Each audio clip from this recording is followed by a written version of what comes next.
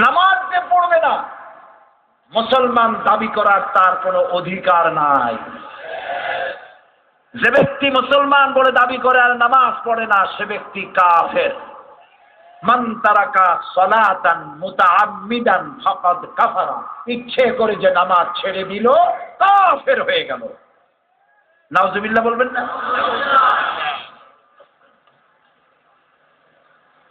মান তারাকা সালাতান মাকতুবাতান মুতাআম্মিদান ফাকাদ বারিয়াত মিনহু জিম্মাতুল্লাহি আযজা ওয়া জাল্লা। নবী করিম সাল্লাল্লাহু আলাইহি ওয়াসাল্লাম বলেছেন, যে ব্যক্তি ইচ্ছে করে নামাজ ছেড়ে দেবে তার উপরে আল্লাহর কোনো দায়িত্ব থাকবে না। ইন্না লিল্লাহি ওয়া ইন্না ইলাইহি রাজিউন। যে ব্যক্তি ইচ্ছে করে নামাজ ছাড়লো তার উপর আল্লাহর কোনো দায়িত্ব নাই। ইন্না লিল্লাহি ইন্না লিল্লাহ। প্রিয় ভাই সব, সর্বপ্রথম মুসা আলাইহিস সালামের কাছে ওহী এলো, প্রথম ওহী জীবনে। সেই ওহীটা কি ছিল? আল্লাহ রাব্বুল আলামিন হযরত মুসা আলাইহিস সালামকে নবুয়ত প্রদান করে প্রথম যে ওহী দিলেন সেই ওহী ছিল ইন্নানি আনাল্লাহ লা ইলাহা ইল্লা আনা ফা'বুদনি ওয়া আকিমিস সালাতা লিযিকরি। নিশ্চয় আমি আল্লাহ, আমি ছাড়া কোনো ইলাহ নাই, অতএব আমার শরণার্থে আমার জিকিরের জন্য নামাজকে প্রতিষ্ঠা করো। সুবহানাল্লাহ। নামাজ প্রথম দিনই নামাজ।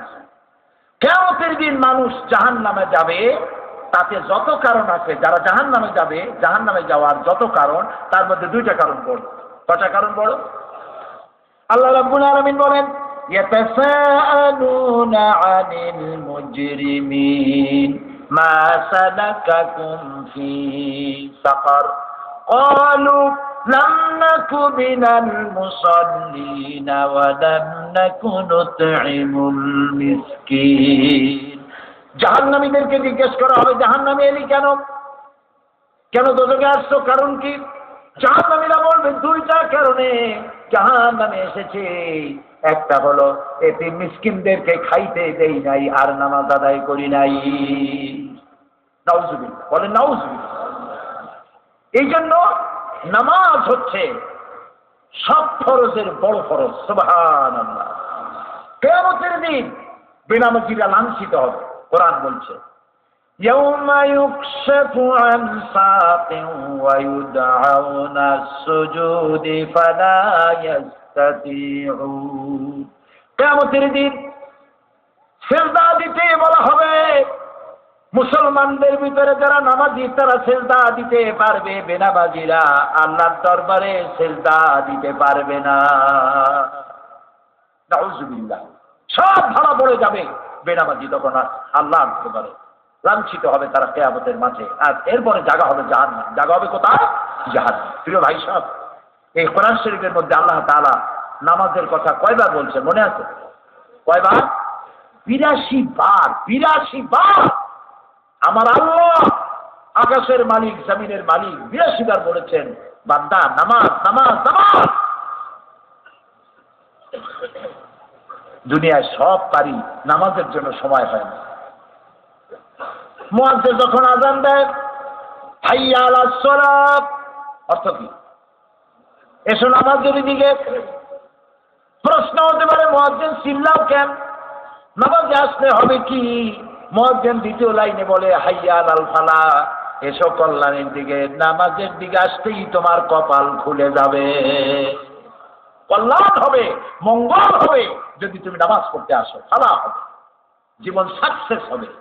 সেটা দাও না। কার কপাল? কপালটা হইল সৌভাগ্যের প্রতীক, আর নাক হলো ইজ্জতের প্রতীক। মানুষে কয় না যে আমার কপাল পুড়ে গেছে। কপালে কি আগুন লাগছিল নাকি? কেমনে কপাল পুড়লো? ব্যবসায় কিছু সর্বনাশ হয়েছে, পরীক্ষা ফেল করছে, এর কিছু একটা হয়েছে আর কি, বলে যে কপাল পুড়ে গেছে। ভাগ্য নষ্ট হয়েছে, বলে যে কপাল পুড়ে গেছে। তারপরে বলে, ভাই আমার নাক কাটা গেছে। কে নাক কাটলো? কেসি দিয়ে না ছুটি দিয়ে? কেমনি নাক কাটা গেল? নাক কাটা গেছে, ছেলে এমন এক কাম করছে, বউ মাইয়া এমন এক কাম করছে যে লজ্জায় আর মানুষকে মুখ দেখাইতে পারি না। তাহলে বোঝা গেল নাক হলো মর্যাদার প্রতীক, আর কপাল হইল কথা বল না কেন? ভাগ্যের প্রতীক। ইজ্জত যদি বাড়াইতে চান, শুনতেছেন কথা, ইজ্জত যদি বাড়াতে চান, দুনিয়া এবং আখিরাতে সম্মান যদি বাড়াতে চান, আর আপনার ভাগ্য যদি খুলতে চান, তাহলে দৈনিক 5 বার আপনার কপাল আর নাক দিয়া মাটির উপরে দাসখতে সই করে দেন সেজদার মাধ্যমে, আল্লাহ আমি একমাত্র তোমার গোলাম, আর কারো গোলাম নই। সকালে একবার, দুপুরে একবার, আসরে একবার, মাগরিবে একবার, বেশ চাইবার রাত্রে যখন শুতে থাকেন তখন আল্লাহ কপাল আর নাক দিয়া ঘষা মাটির সাথে আপনি বলে দেন, আল্লাহ আমি একমাত্র তোমার গোলাম। নামাজের চাইতে উত্তম ইবাদত আর নাই। নিজেকে ছোট করা, নিজেকে গোলাম বানাবা। আমি যখন রুকুতে গেলাম, কানে হাত দিয়া যখন দাঁড়াইলাম, তখন তো আমি আসামি হয়ে গেলাম। চোখে দিক দিক তাকানো যাবে না, চোখ থাকবে কোথায় বলে? সেজদার। রুকুতে যখন গেলাম, আসামির আসামি হয়ে গেলাম একেবারেই। যখন সেজদা দিলাম, তখন আমার আমিত্ব অহং বলে আর কিচ্ছু রইল না। আমি আমার অহং আত্মমর্যাদা আল্লাহর সামনে বিলায় দিলাম। সেজদা দিতে যে পারলাম না, কেন পারো নাই? অনেক টাকা, ঘাড় মোটা হয়ে গেছে। এই ঘোড়া মোটা ঘাড় মুটকে দেওয়ার জন্য আল্লাহ যথেষ্ট। পারবে কিনা? পারবে কিনা? পেট মোটা হয়েছে, টাকা বেশি, কত কাজ, আই এম ভেরি বিজি। আজরাইল যখন আসবে তখন বলা যাবে যে আই এম ভেরি বিজি, একটু পরে আসো, তারপরে নিয়ে যাই। এই সব চলবেন। সুতরাং আপনি যে কোনো অবস্থায়, বাসে থাকেন, গাড়িতে থাকেন, সুস্থ থাকেন, যে অবস্থা থাকেন, মেয়ে লোকের প্রতি মাসে আল্লাহ কনসেশন দিয়েছেন, কিন্তু পুরুষের পাগল হওয়া, বেহুশ হওয়া ছাড়া কোন অবস্থাতে নামাজ মাপ নাই। সুবহানাল্লাহ বলে। নবীজি নামাজ পড়তেন, এই নামাজ পড়তে গিয়ে সাহাবায়ে কিরামদেরকে নিয়ে জামাতে নামাজ আদায় করতেন। নামাজের রুকুতে সিজদায় সময় বেশি নিতেন, তবে বড় জামাতে তিনি বড় কেরাত পড়তেন না। সুবহানাল্লাহ। এবং তিনি কঠোর ভাষায় বলেছেন, জামাত যত বড়, কেরাত হবে তত ছোট। আমাদের